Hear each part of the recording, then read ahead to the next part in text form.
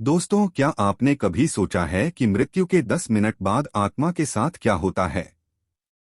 अक्सर लोग इस विषय पर चर्चा करने से कतराते हैं क्योंकि यह जीवन का सबसे बड़ा और अटल सत्य है। यह किसी भी क्षण, किसी भी स्थान पर और किसी भी रूप में घटित हो सकता है। इसे ना तो हम रोक सकते हैं और ना ही टाल सकते हैं। गरुड़ पुराण में इस रहस्य का विस्तार से वर्णन मिलता है। कहा जाता है कि शरीर छोड़ने के बाद आत्मा तुरंत अपने अस्तित्व को नहीं समझ पाती। वह अपने आसपास के लोगों को देख सकती है, उनकी आवाजें सुन सकती है, लेकिन उनसे बात नहीं कर सकती। तो दोस्तों, क्या आप जानना चाहते हैं कि आत्मा की यह रहस्यमय यात्रा कैसी होती है? इस गढ़ सत्य को जानने के लिए इस वीडियो को अंत तक जरूर देखें। एक दिन गरुड़ देव ने भगवान विष्णु से बड़े ही जिज्ञासु भाव से पूछा, हे प्रभु, मैंने सुना है कि मृत्यु के बाद आत्मा की एक यात्रा होती है, लेकिन यह यात्रा कैसी होती है? इसका रहस्य कोई नहीं जानता। कृपया मुझे बताइए कि शरीर छोड़ने के तुरंत बाद आत्मा के साथ क्या होता है। तो भगवान विष्णु मुस्कुराए और गंभीर स्वर में बोले, हे गरुड़, यह प्रश्न जितना सरल दिखता है उतना ही गढ़ भी है। मृत्यु के बाद आत्मा शरीर से मुक्त हो जाती है, लेकिन उसे समझ में नहीं आता कि अब उसकी यात्रा किस दिशा में जाएगी। यह सुनकर गरुड़ देव ने चकित होकर पूछा, प्रभु, तो क्या आत्मा तुरंत स्वर्ग या नरक चली जाती है? तब भगवान विष्णु गंभीर स्वर में उत्तर देते हैं कि नहीं गरुड़, मृत्यु के कुछ क्षणों तक आत्मा अपने मृत शरीर के पास ही रहती है।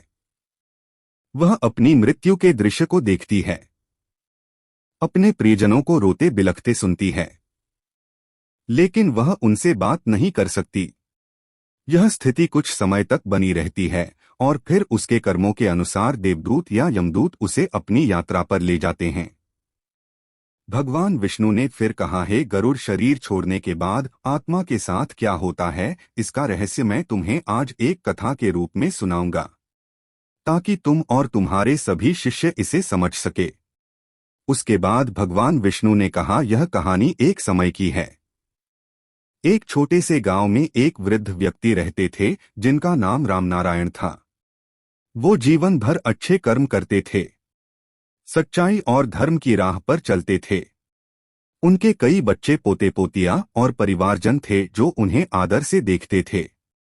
एक दिन जब वह अपनी शाम की पूजा समाप्त कर रहे थे, तब अचानक उनका शरीर कमजोर पड़ गया और तभी उन्होंने अंतिम सांस ली।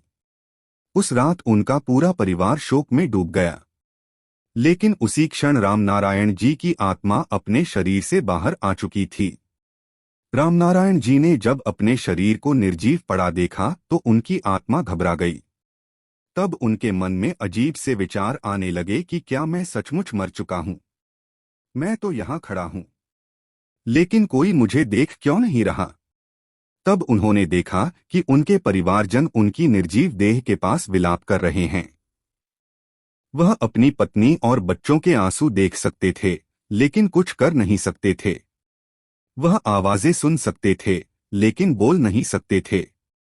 यह स्थिति रामनारायण के लिए अत्यंत भय और उलझन से भरी थी। तभी एक दिव्य प्रकाश उनके सामने प्रकट हुआ।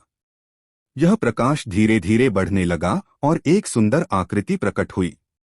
वो आकृति कोई और नहीं बल्कि भगवान विष्णु के दूत थे। तब रामनारायण जी ने घबराकर देवदूत से पूछा, क्या तुम मुझे मोक्ष का मार्ग दिखा सकते हो? मुझे समझ नहीं आ रहा कि अब मुझे कहाँ जाना है। तो देवदूत ने मुस्कुराते हुए उत्तर दिया, है आत्मा, मृत्यु के बाद का पहला समय मोह से भरा होता है। आत्मा को अपने पुराने शरीर और प्रियजनों से मोह होता है। वो उनके दुख को समझती है, लेकिन अब वह उनका हिस्सा नहीं रही। इसलिए तुम्हें अब अपने कर्मों के अनुसार आगे बढ़ना होगा। तब रामनारायण जी ने अपने जीवन के सभी कर्मों पर विचार किया। उन्हें याद आया कि उन्होंने सदा धर्म का पालन किया था।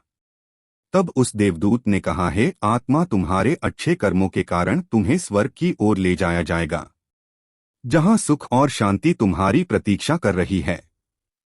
देवदूत की यह बात सुनकर रामनारायण जी ने एक और प्रश्न किया, हे देवदूत, तो जो लोग बुरे कर्म करते हैं उनका क्या होता है? तो देवदूत ने उत्तर दिया, जो लोग लोभ, मोह और पाप में लिप्त होते हैं, उनकी आत्मा बेचैन रहती है। उन्हें मृत्यु का एहसास ही नहीं होता और वे अपने शरीर में वापस लौटने की कोशिश करते हैं। लेकिन यह संभव नहीं होता तो उनके लिए यमदूत आते हैं और उन्हें यमलोक ले जाते हैं, जहां उनके कर्मों का न्याय किया जाता है। रामनारायण जी ने यह सुनकर गहरी शांति महसूस की। अब वह जान चुके थे कि मृत्यु केवल एक अंत नहीं बल्कि आत्मा की अनंत यात्रा का एक चरण है। उन्होंने महसूस किया कि जीवन में किए गए कर्म ही आत्मा के अगले गंतव्य का निर्धारण करते हैं। अच्छे कर्म आत्मा को शांति और मुक्ति की ओर ले जाते हैं, जबकि पापमय जीवन आत्मा को अंधकार और कष्टों की ओर धकेल देता है। रामनारायण की आत्मा अब हल्का महसूस कर रही थी। उनके सामने एक दिव्य प्रकाश प्रकट हुआ जो पहले मंद था लेकिन धीरे धीरे तेज होता चला गया। इस प्रकाश के भीतर से एक दिव्य आकृति प्रकट हुई जो कि एक दिव्य देवदूत थे। उनके वस्त्र उज्ज्वल स्वर्ण के समान चमक रहे थे और उनका चेहरा तेज से दमक रहा था। उन्होंने रामनारायण जी को स्नेहपूर्वक देखा और मधुर वाणी में कहा, हे पुण्यात्मा, तुम्हारे जीवन के सत्कर्मों ने तुम्हें मोक्ष के मार्ग पर ला खड़ा किया है। अब तुम्हारी यात्रा स्वर्ग लोक की ओर है, जहां दिव्यता, शांति और आनंद तुम्हारी प्रतीक्षा कर रहे हैं। चलो मेरे साथ स्वर्ग के द्वार तक। देवदूत की बात सुनकर रामनारायण जी ने श्रद्धापूर्वक सिर झुकाया। उन्हें अनुभव हो रहा था कि यह क्षण कितना अद्भुत और अलौकिक है। जैसे ही देवदूत ने अपना हाथ आगे बढ़ाया, रामनारायण जी की आत्मा हल्की होती चली गई। तब उन्हें लगा जैसे उनका समस्त भार समाप्त हो गया हो। धीरे धीरे वे पृथ्वी लोक से ऊपर उठने लगे। उनके चारों ओर एक अद्भुत वातावरण था।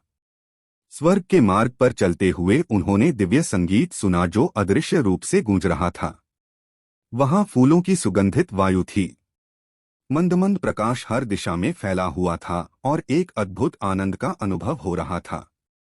रामनारायण के लिए यह सब किसी स्वप्न की भांति प्रतीत हो रहा था, लेकिन यह स्वप्न नहीं था। यह आत्मा की वास्तविक यात्रा थी।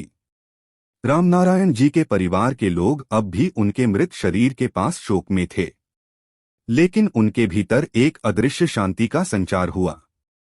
उनकी आत्मा जानती थी कि अब वे एक उच्चतर अवस्था में प्रवेश कर चुके हैं। और इस प्रकार रामनारायण जी ने दिव्यता की ओर अपनी यात्रा शुरू की। एक ऐसी यात्रा जो केवल शुद्ध आत्माओं के लिए होती है, जहां ना कोई मोह, ना कोई दुख, केवल अनंत शांति और परम आनंद था। भगवान विष्णु की यह कथा सुनने के बाद गरुड़ देव ने कहा, हे प्रभु, आपने यह महान ज्ञान प्रदान करके मेरी जिज्ञासा शांत कर दी। अब मैं इस दिव्य सत्य को लोक में प्रचारित करूंगा ताकि सभी मनुष्य जीवन और मृत्यु के इस रहस्य को समझ सके और धर्म के मार्ग पर चल सके। तब भगवान विष्णु मुस्कुराए और बोले, हे गरुड़, यही सत्य है। जीवन में किए गए कर्म ही आत्मा की यात्रा का निर्णय करते हैं। जो धर्म और सत्य का पालन करता है वो शांति और मोक्ष को प्राप्त करता है। तो दोस्तों, मृत्यु का यह रहस्य हमें यह सिखाता है कि जीवन में हम जो कुछ भी करते हैं वह हमारे आत्मिक मार्ग को निर्धारित करता है। मृत्यु केवल शरीर की समाप्ति नहीं है बल्कि आत्मा की यात्रा का एक नया अध्याय है। इसलिए जीवन में सही कर्म करें, सत्य और धर्म का पालन करें। अगर आपको यह वीडियो पसंद आया हो तो इसे लाइक करें, कमेंट करें और हमारे चैनल सब्सक्राइब करें।